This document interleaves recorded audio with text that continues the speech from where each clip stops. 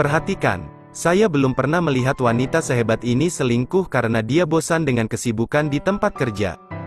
Dia berhenti dari pekerjaannya dan datang ke gunung ini sendirian. Mengandalkan keahliannya yang luar biasa, dia membangun tempat tinggal baru di sini jauh dari keramaian dan hiruk-pikuk. Ini karena ada banyak gunung dan sungai di sini. Sangat merepotkan untuk bepergian. Jadi gadis itu mengalihkan perhatiannya ke pepohonan di pegunungan dan bersiap menggunakan bahan lokal untuk membuat perahu kayu solid yang nyaman untuk bepergian di sungai. Gadis itu berhenti dari pekerjaannya karena dia ingin kembali ke kampung halamannya di pedesaan untuk hidup baik bersama orang tuanya.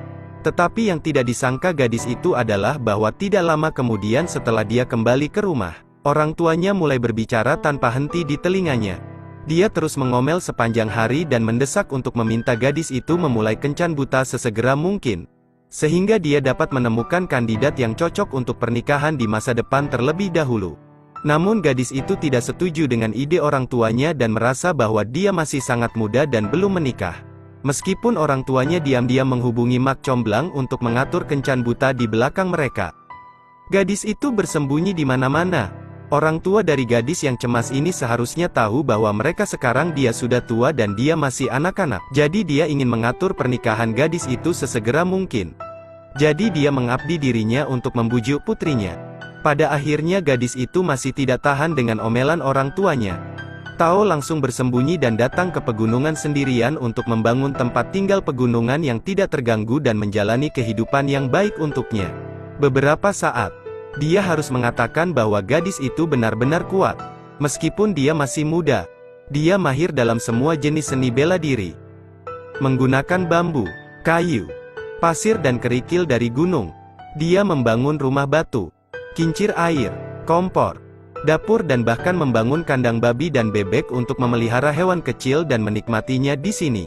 Selain cita rasa unik kehidupan pegunungan, karena di sini banyak gunung dan sungai dan gadis itu sering bepergian melewati pegunungan. Mau tidak mau selalu mengarungi sungai di hari kerja. Walaupun dia sudah pernah membuat sebelumnya. Setelah menyeberangi rakit bambu, semuanya agak terlalu kasar dan tidak nyaman untuk diseberangi. Jadi gadis itu ingin memanfaatkan pepohonan di gunung untuk membuat perahu kayu solid lainnya yang dapat diandalkan. Dan selanjutnya mari kita diam-diam menyaksikan bagaimana gadis itu membangunnya. Dia yakin Anda akan terkesan dengan kenangan indah gadis itu ketika Anda melihat akhirnya.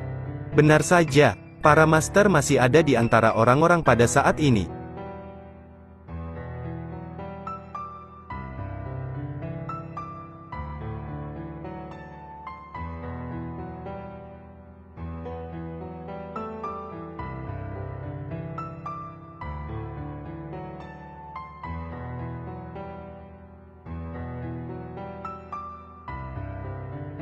Anda dapat melihat bahwa gadis tersebut telah memproses papan kayu yang digunakan untuk membuat lambung kapal sesuai dengan dimensi yang telah dirancang sebelumnya, dan membengkokkan serta mengubah bentuk papan kayu tersebut sampai batas tertentu sebesar menaruhnya di atas api dan memanaskannya.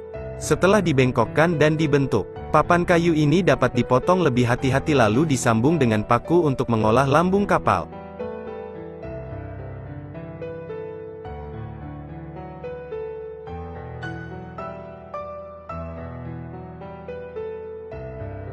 Saat lambung kapal sudah selesai, dia dapat terus mengerjakannya.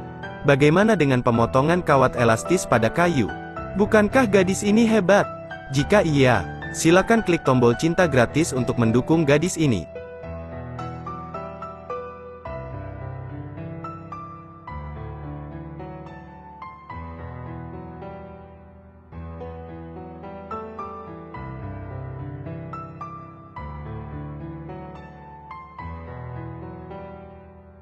Terima kasih banyak dan poles hingga halus. Keluarkan kedua dayung untuk meluncur selanjutnya. Dia dapat menyiapkan cabang epoksi untuk mengisi dan mendempul celah di antara keduanya.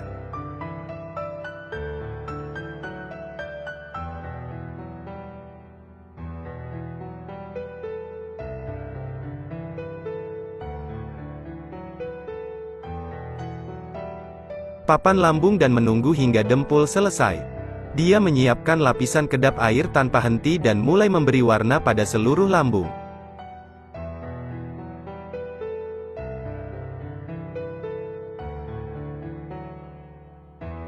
Anda dapat melihat bahwa gadis itu mengaplikasikan warna tersebut seluruh lambung kapal.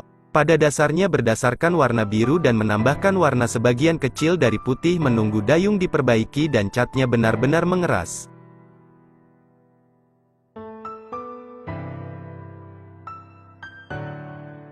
Lalu gadis itu melanjutkan memotong pendek tongkat kayu untuk mempersiapkannya sebagai teleskrin di bagian bawah lambung kapal. Secara paksa menyeret perahu kayu ke sungai di bawah.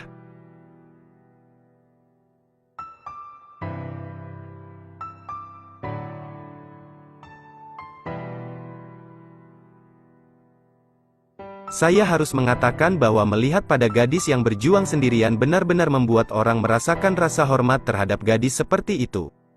Sungguh menakjubkan. Anda dapat melihat perahu kayu itu meluncur dengan sangat mulus di sungai.